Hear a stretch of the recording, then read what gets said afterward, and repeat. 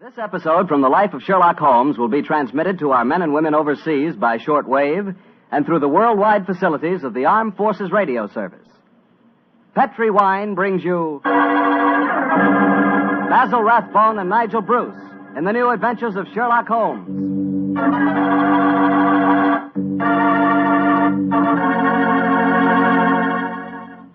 The Petri family, the family that took time to bring you good wine, invite you to listen to Dr. Watson tell us another exciting adventure he shared with his old friend, that master detective, Sherlock Holmes. So let's settle back comfortably and listen, and while you're getting settled, I'd like to know if you like seafood. And by seafood, I mean everything from broiled lobster to fried halibut. Because if you like seafood, any seafood, you'll love it together with Petri California Sauterne. Fish and Petri Sauterne were made for each other. No kidding. Boy, I'll never in my life forget a broiled brook trout on the plate in front of me and a glass of well-chilled Petri Sauterne right next to it. That fish and that Sauterne. Petri Sauterne has a pale golden color that's really good to look at. And as for taste, well, that Petri flavor is really something. Take my word for it and try it, won't you? Oh, and I'll tell you something else. Try that Petri Sauterne with chicken sometime. Look, I'd better stop before I get hungry all over again, but just remember this. The best friend a good meal ever had is a glass of Petri wine.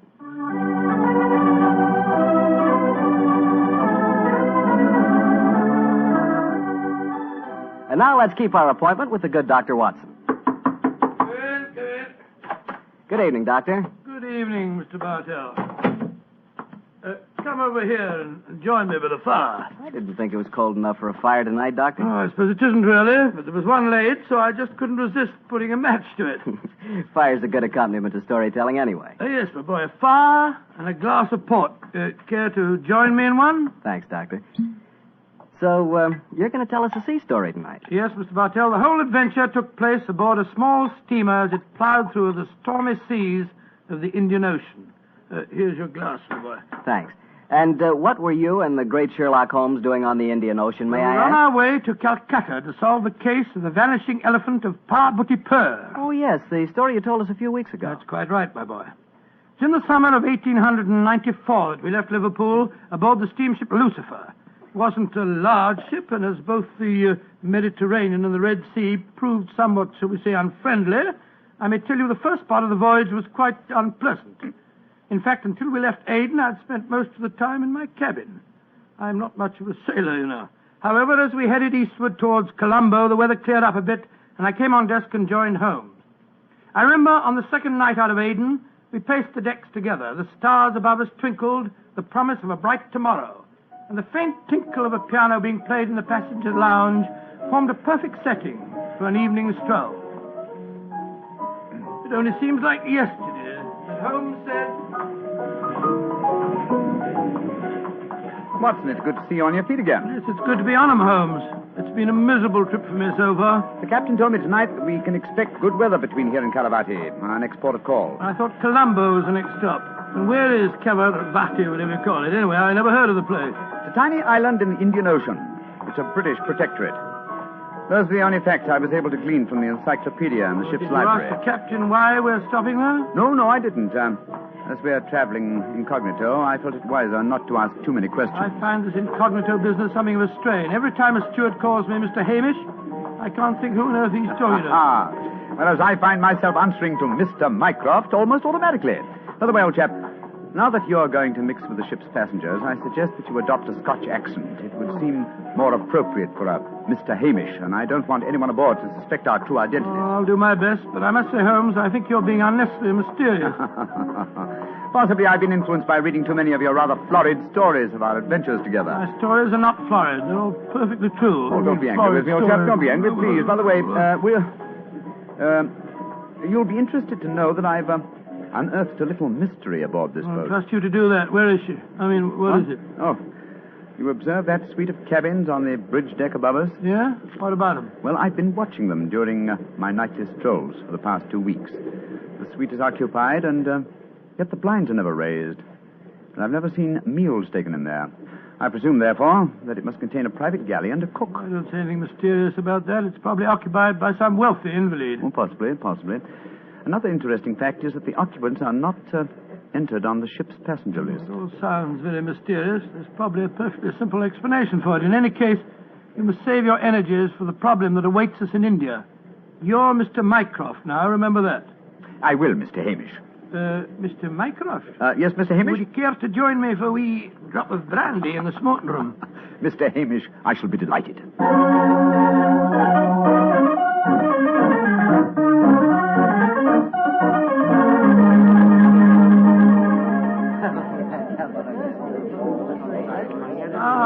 This is excellent brandy. Excellent. Watson, you notice that rather garrulous gentleman over there in the corner?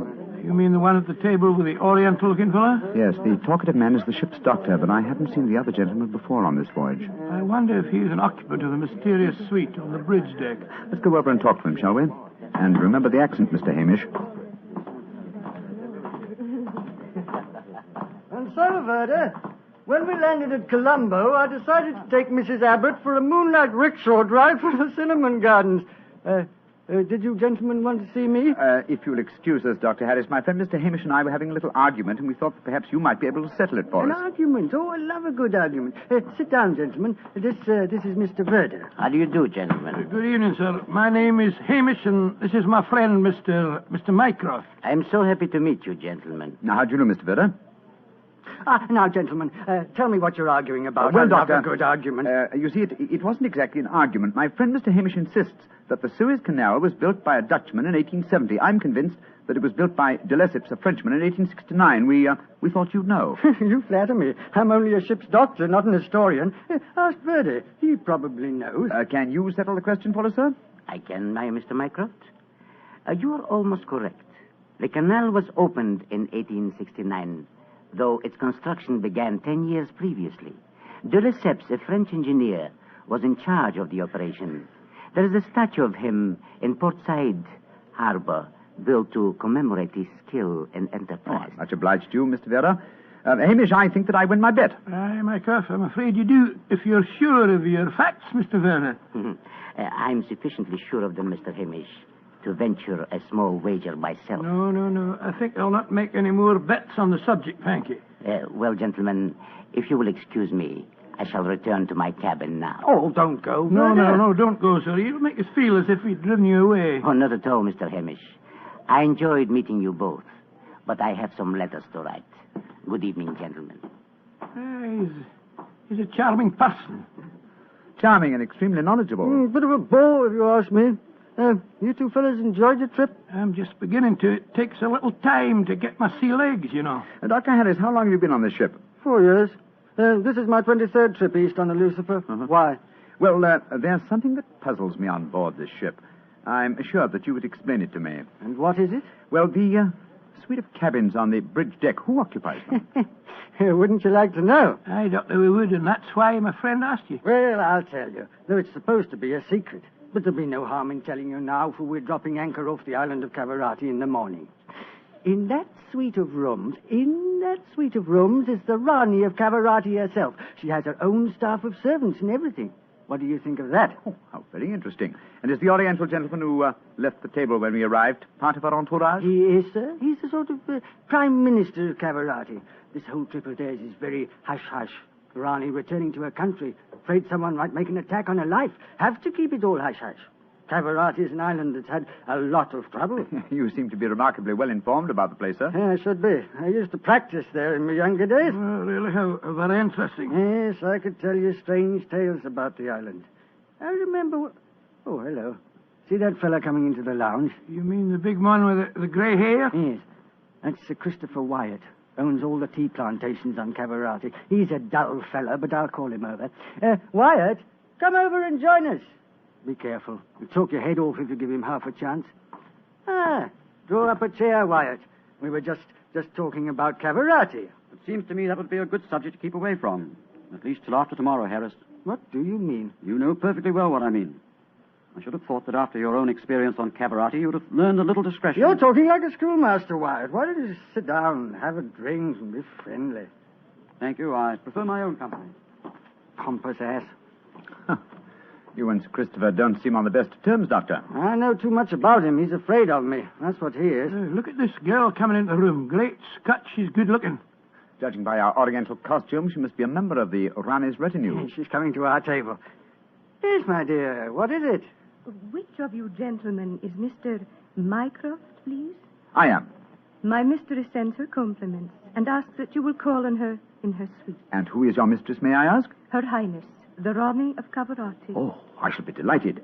Please tell the Rani that I shall pay my respects without delay. We will join her in a few minutes. Very well, Mr. Mycroft.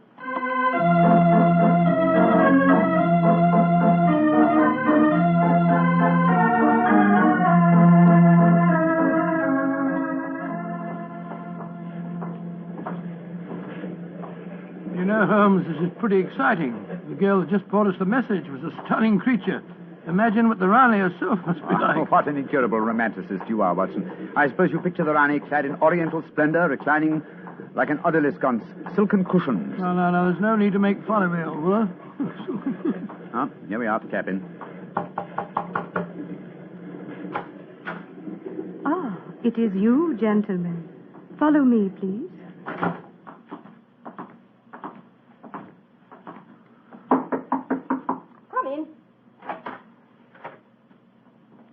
Her Highness, the Rani of Cavarati. All right, Regina, you can off it. Yes, Your Highness. Well, me lads, don't look so startled. Come in and sit down. Your Highness, What's the matter? What's the matter? Don't I fit into your picture of a Rani? What did you expect? A slant-eyed beauty with a veil and big hips? Well, I've got the big hips, all right. Your Highness... never mind, Your Highness. Sit yourselves down and talk free and easy like. I may as well begin by telling you that I know who you both are. Mr. Sherlock Holmes and Dr. Watson. Dear me. Oh, I've seen you in the good old days in London, you know. May I ask if our visit is purely a social one, or are you in need of professional advice? Oh, a little of both, Mr. Holmes, a little of both. And we'll start off with being social.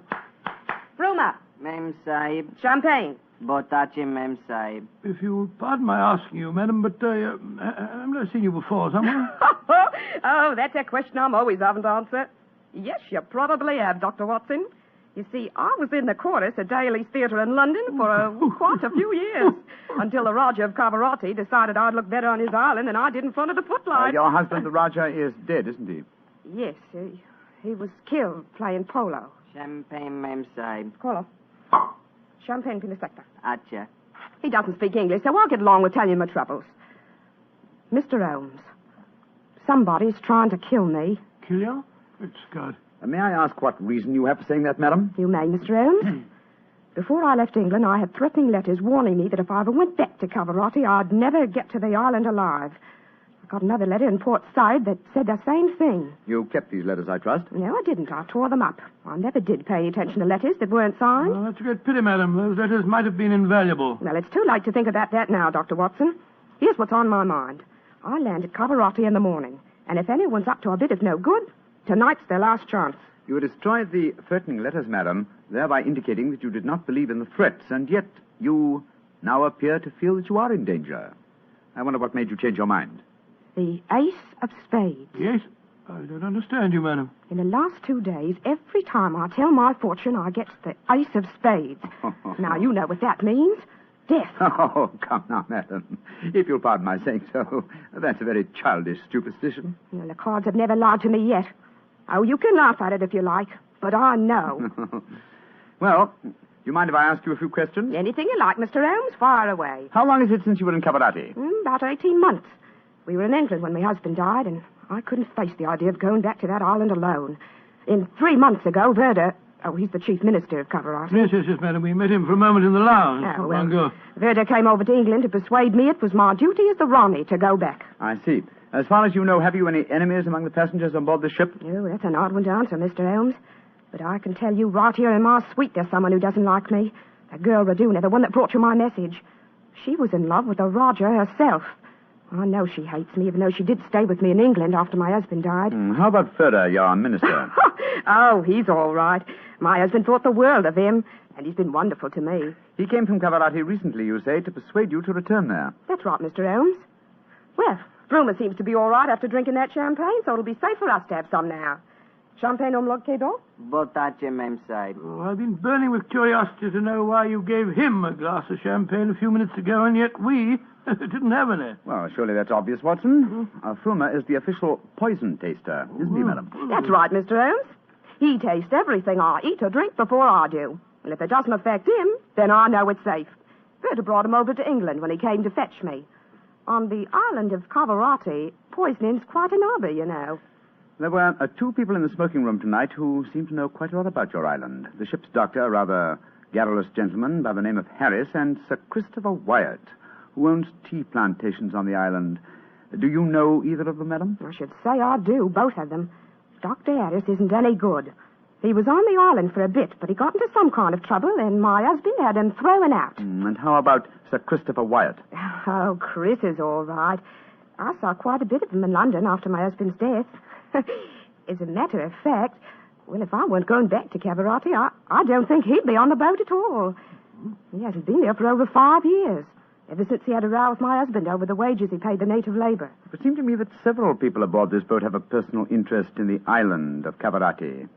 Interests that might be influenced by your death. Yes, just what I was going to say, madam. I think we should keep an eye on you. Oh, that's just what I was hoping you'd say, Doctor.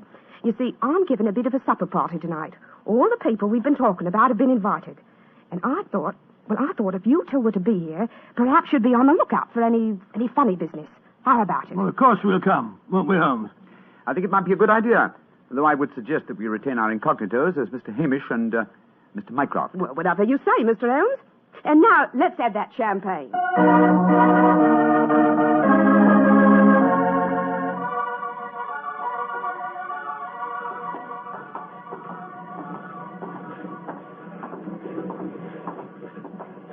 You know, Holmes, I remember the Raleigh when she was in the chorus at Daly's. She looked stunning in tights. There was one night I Yes, took no her time, out old to chap, dinner if you don't mind. At the moment, there's a question I want to ask you. Oh, sir? Is your medical bag fully equipped with all the antidotes to poison?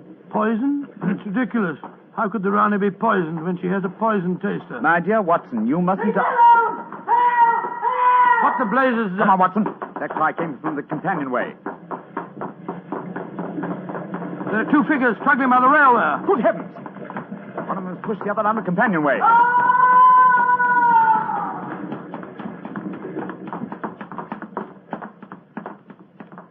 Good Lord. His skull smashed in. I'm afraid that he... What's happened? Sir Christopher Wyatt. What are you doing here? I was taking a stroll. I heard a yell from this direction and came here as fast as I could. Great Scott, this fellow's bleeding badly. We must get the ship's doctor at once. That's hardly necessary, I fear, Sir Christopher. What do you mean? In the first place, this man is dead. In the second place, he is the ship's doctor.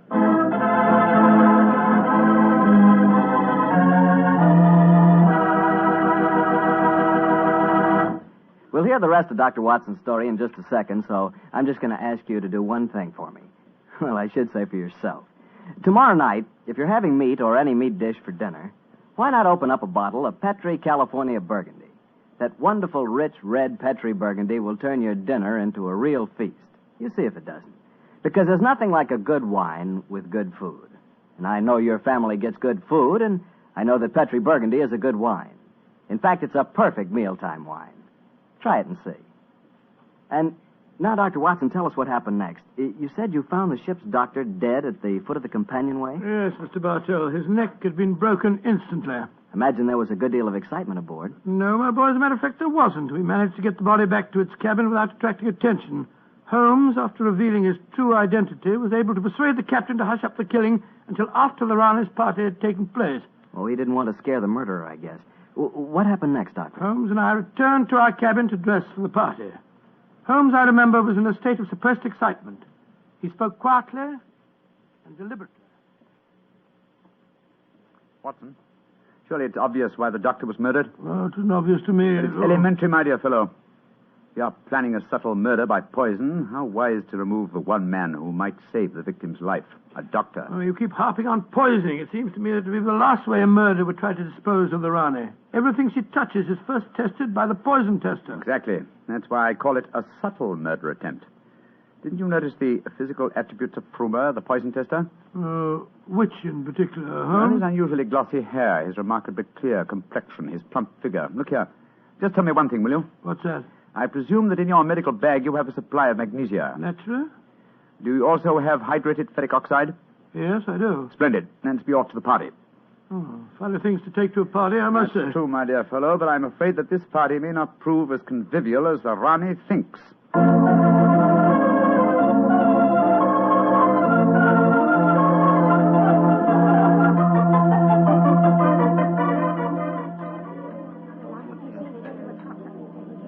Holmes, it's nearly 1 in the morning.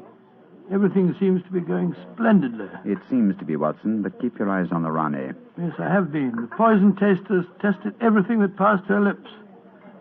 We Doc and Doris to you, Sir Christopher. You having a good time? Yes, indeed, thank you, Mr. Hamish. How about you, Mr. Mycroft? Oh, the Rani's a perfect hostess. Who could help having a good time? I don't think that girl Regina should be here, though. I don't want to be pompous, but after all, she's only a glorified servant. Possibly the laws of etiquette are not so strict in Cavarati as they are in London, Sir Christopher. Oh, perhaps you're right. But I don't trust the girl. There's something shifty about her. I've told the Rani more than once. Oh, well, I suppose it's none of my business. I think I'll try and persuade the Rani to sing us one of her old songs. He doesn't trust Raduna, and I don't trust him. I don't think it was an accident that we found him near the body of Dr. Harris. Shh. Here comes Vera. I trust you gentlemen are enjoying yourselves. Very much, Mr. Vera, thank you. I imagine you must be excited at the prospect of returning to Caravati. I am, Mr. Mycroft. Though I only left it 3 months ago, it has seemed more like 3 years. Do you ken what time we'll arrive there? I am told that we shall be there in 5 hours, Mr. Hamish. Oh, look. The Rani's at the piano. She must be going to give us a tune. Yes. Let's move a little closer, shall we? Chris here has asked me to sing something. Well, my voice isn't what it used to be, and don't I know it. But me spirit's the same, and that's enough to put a number over. So, hold tight, boys. Here we go. My sweetheart's the man in the moon. I'm going to marry him soon. 'Twould fill me with bliss just to give him one kiss, but I know that a dozen I never would miss. I'll go up in a great big... Oh. Great Scott, she... Quick, Watson, your medical bag. I'll lock the door. Right, you are, Holmes. Bring some water, please. Help me. Oh, please, help me. What is the matter? Don't be frightened, madam. I'll take care of you. Thirsty. Give me water. Oh, such pain. All the symptoms of arsenic poisoning. Now I know why Holmes asked me if I had any magnesia and ferric oxide. Do something for me, Doctor. I'm dying. Don't worry, Your Highness. You're not going to die.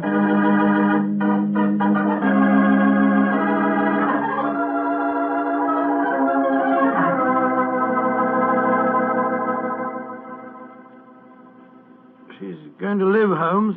Ah, gracious me, I'm tired. It's touch and go there for a while, though. Well done, Watson, old chap. Well done. Now that she's out of danger, why can't we all go back to our cabins? It's nearly dawn, and we've been locked in here since 1 o'clock. We've no right to do this, you know. Possibly not, Sir Christopher, but there's a murderer in this cabin, and I don't intend to let him escape. Mr. Holmes, what happened? How could I have been poisoned when Frumer tasted everything first? Why wasn't he poisoned? For a very simple reason, Your Highness. The murderer has been conditioning Frumer for over a year.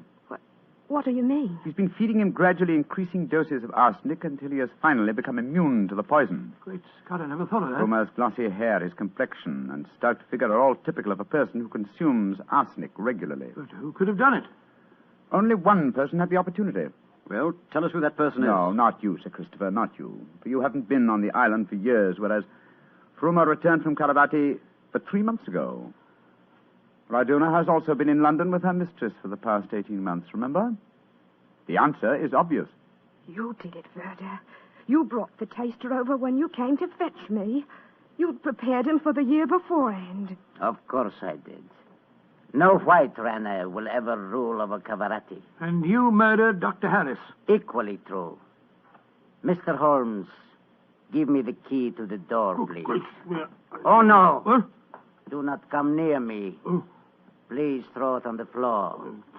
Do not hesitate. You see this revolver? I should have no compunction in using it, I assure you. How do you expect to escape, Vera? The key, please. Thank you. You'll never get away with this, Verda, you devil. But I shall. We are now in the harbor of Cavarati. I shall swim ashore and arrange your welcome, my dear Ronnie.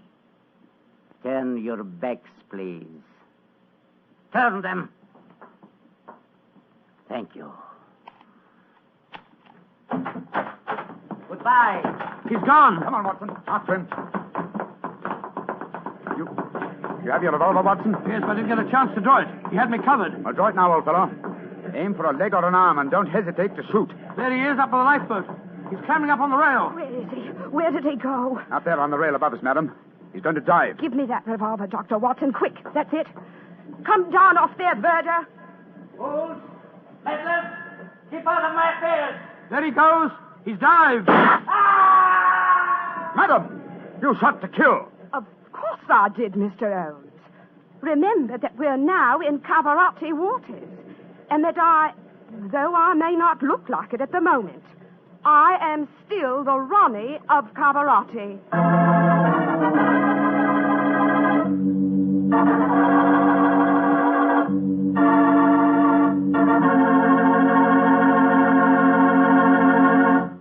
Say, that was a swell story, Doctor. It had a lot of color and quite a bit of action. Color and a bit of action. Well, I'm glad you liked it, my boy. Oh, I did. Say, that's not a bad idea. I mean, having someone taste everything before you eat it. Oh, it's a very old idea, very old. Very common, too, years ago. You know the kind of job I'd like? No, what's that? I'd like to be the official taster for the Petrie family. Boy, just think of all the Petrie wine I'd get to taste. Petrie to the right of me, Petrie to the left of me. What a life. What wine? Yeah, I wouldn't mind having that job myself. You said it. The Petrie family, really knows how to make good wine. They've been making wine for generations. And because they've always owned and operated their own business ever since it was started way back in the 1800s, well, the Petrie family has sure piled up plenty of skill and experience. Yes, they've been handing down in the family from father to son, the fine art of turning luscious grapes into delicious wine. That's why you can't go wrong with any Petrie wine.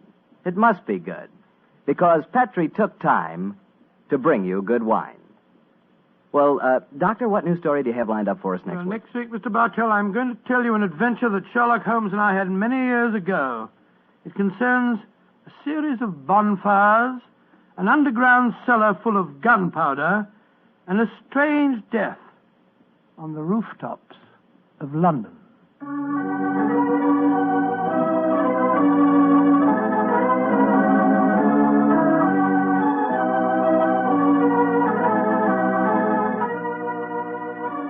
Tonight's Sherlock Holmes adventure is written by Dennis Green and Anthony Boucher and was suggested by an incident in the Sir Arthur Conan Doyle story, The Adventure of the Mazarin Stone. Mr. Rathbone appears through the courtesy of Metro-Goldwyn-Mayer, and Mr. Bruce through the courtesy of Universal Pictures, where they are now starring in the Sherlock Holmes series.